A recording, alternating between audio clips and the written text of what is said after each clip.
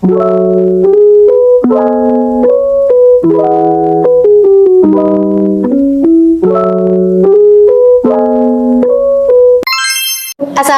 warahmatullahi wabarakatuh. Waalaikumsalam warahmatullahi wabarakatuh. Halo teman-teman semua, selamat datang kembali di PHP Podcast Hima PAUD.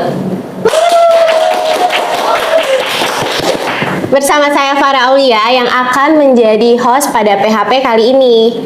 Nah, di PHP kali ini kita akan membahas mengenai organisasi di KM UHAMKA. Gimana? Pasti kalian penasaran kan seputar organisasi di KM UHAMKA? Nah, untuk mencari tahu mengenai organisasi di KM UHAMKA, saat ini di samping saya sudah ada narasumber kita yang tentunya paham betul nih tentang topik yang akan kita bahas pada kali ini, yaitu Kak Marsha. Tepuk tangan dong buat Kak Marsha. Halo semuanya. Halo Kak Marsha, apa kabar? Alhamdulillah baik. Halo Farah. Halo Kak. Oke Kak, udah siap nih ya Kak untuk kita sharing-sharing tentang organisasi? Ya siap dong. Masa nggak mau sharing-sharing? Betul. Kan buat adik-adik. Betul. Oke, Kak Marsha ini merupakan alumni dari PG PAUD yang memiliki pengalaman di organisasi sampai tingkat universitas nih teman-teman. Keren banget, tepuk tangan dong. Oke teman-teman, tanpa berlama-lama langsung aja nih ya kita mulai sharing-sharingnya. Kak, aku mau nanya nih Kak, pentingnya berorganisasi bagi mahasiswa itu gimana sih Kak kalau menurut Kakak? Oke, kalau pentingnya berorganisasi di sebagai mahasiswa nih, pastinya kan kita nggak cuman sekadar mencari pengalaman atau Betul. mencari relasi, pasti nanti akan terbentuk sendiri skill-skill yang akan kita punya. Iya. Dari yang tadinya nggak bisa jadi bisa. Salah satunya seperti skill beretorika, terus skill kita untuk ngelobi sesama teman atau nanti ngelobi pimpinan mungkin kan. Pasti Betul. akan ada kesempatannya. Jadi sangat penting menurut saya berorganisasi bagi mahasiswa karena akan sangat berguna ketika sudah di lingkungan pekerjaan. Betul, jadi banyak banget nih ya Kak pengalaman yang bisa kita ambil dari berorganisasi ini gitu. Oke, kalau menurut Kakak nih Kak, lebih penting mana sih Kak antara organisasi dan juga akademik Kak? Oke, menurut aku dua-duanya penting karena gimana kita bisa ngebagi waktunya. Kalau aku punya trik tersendiri, kalau misalnya ada yang nanya gimana sih cara ngebagi waktunya, kalau menurut aku akademik itu di semester semuanya penting, semua semester penting. Cuman di semester 1 sampai semester 4 itu kalau menurut aku masih agak longgar karena kita kan masih awal-awal ya. Iya, betul. Masih awal-awal banget terjun nih ke dunia perkuliahan, gimana sih, masih pengen cari tahu gimana rasanya jadi anak kuliahan. Nah, kalau menurut aku di semester 1 sampai semester 4 itu kalian manfaatkan untuk masuk ke organisasi, untuk terserah mau organisasi apa aja, bisa organisasi dalam kampus atau organisasi di luar kampus, karena di saat itulah kita benar-benar mencari sebanyak-banyak skill, pengalaman, relasi yang akan nantinya akan menjadi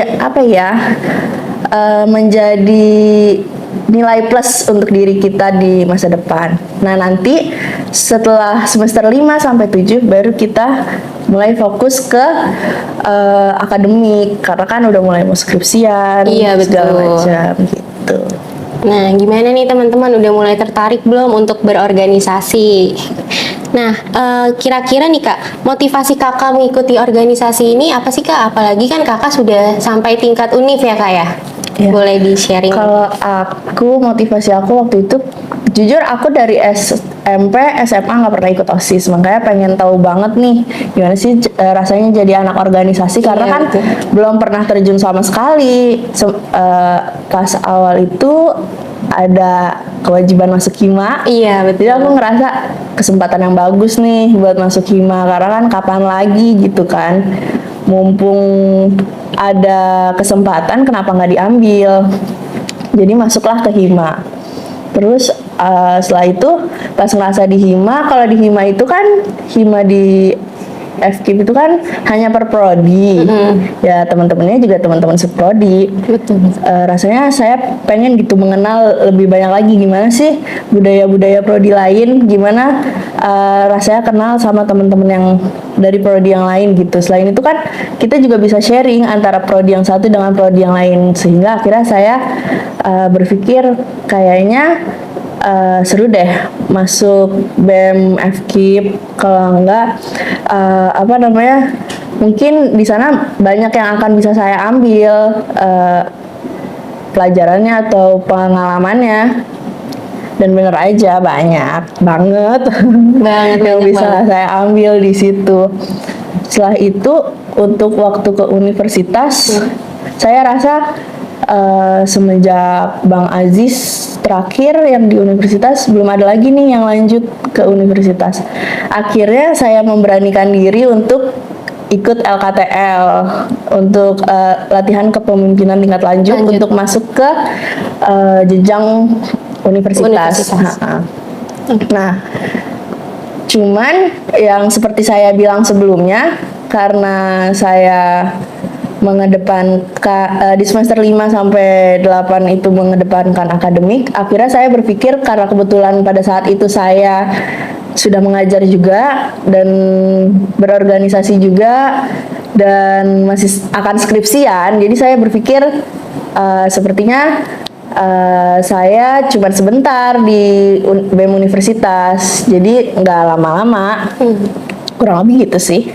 Oh, berarti kakak tuh emang nggak sampai tuntas ya kak? Iya betul, nggak sampai tuntas karena banyak pertimbangan satu dan lain hal yang harus tetap dipenuhi sebagai kewajiban saya sebagai mahasiswa. Oh, oke kak, lanjut nih kak. Iya. Kira-kira organisasi di KM ini tuh gimana sih kak? Atau mungkin birokrasinya tuh seperti apa gitu kak?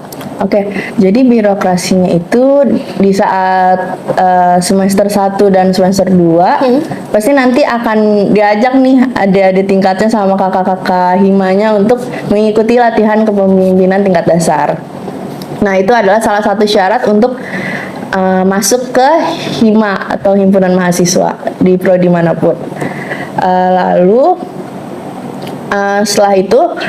setelah nanti di hima, teman-teman akan merasakan nih bagaimana rasanya serunya, bermanfaatnya organisasi di prodi selanjutnya setelah mengikuti LKTD, teman-teman bisa mengikuti LKTM yang sebentar lagi akan diadakan oleh BEM FKIP ya. Betul. LKTM itu latihan kepemimpinan tingkat madya, sama seperti LKTD, cuman lebih banyak materinya karena yang dijalankan di saat di fakultas juga sesuai sama apa yang ada di LKTM gitu.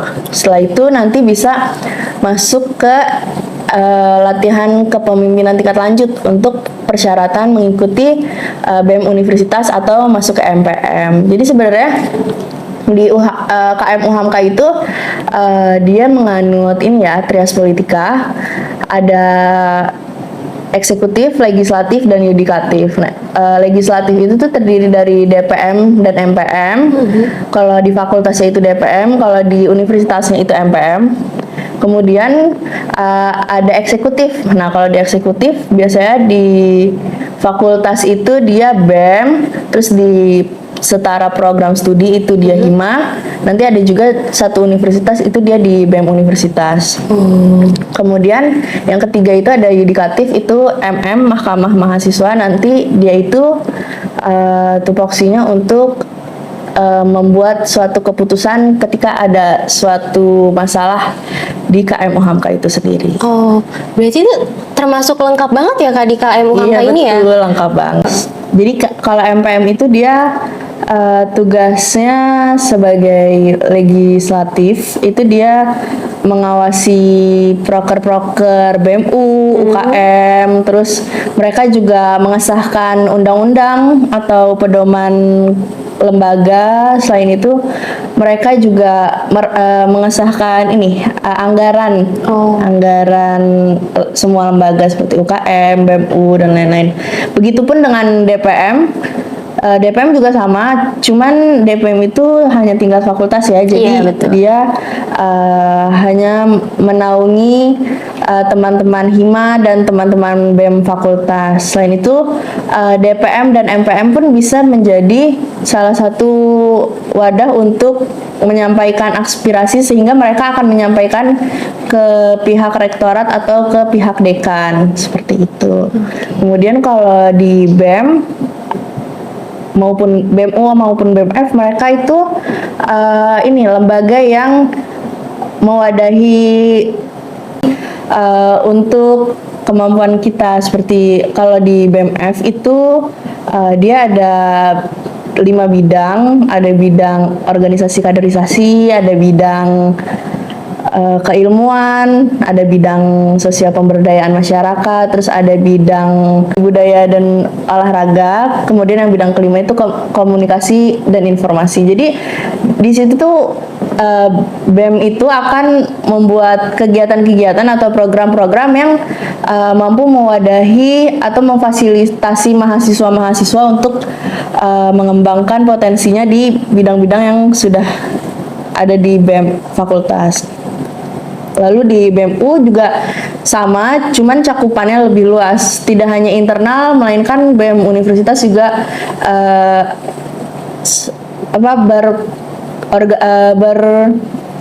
bekerja sama dengan BEM yang lain, BEM Universitas lain, sehingga tidak hanya internal KM UHAMKA saja, tetapi eksternal yang KM UHAMKA. Betul. Lumayan banget nih buat teman-teman mungkin yang masih bingung, buruan join untuk ikut organisasi nih, gitu.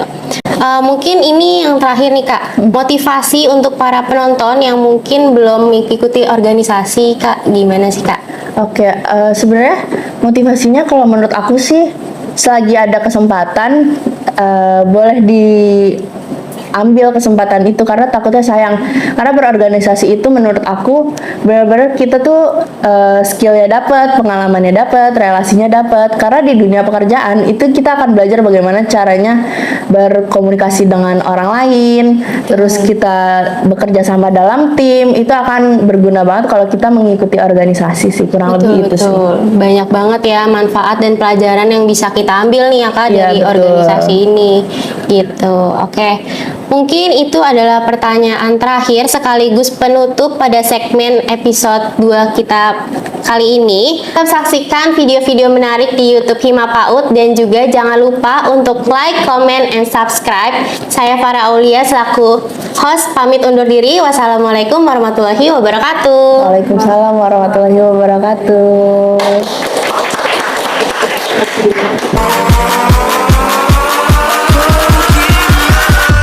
Catch 'em all.